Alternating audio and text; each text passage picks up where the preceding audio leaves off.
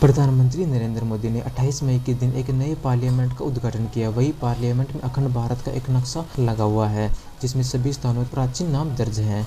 इस नक्शे को लेकर पहले नेपाल ने नाराजगी जाहिर की थी। अब इसे लेकर पाकिस्तान भी बौखला गया है।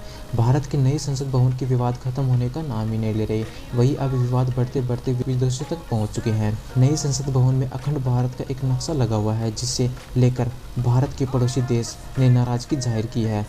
अभी से लेकर पाकिस्तान भी बौखला गया है। चौंकाने वाली बात यह है कि 28 मई को प्रधानमंत्री नरेंद्र मोदी ने देश के नए संसद भवन का उद्घाटन किया। वही संसद भवन के अंदर लगे भारत के अखंड नक्शे को देखकर पाकिस्तान की सरकार घबरा गई।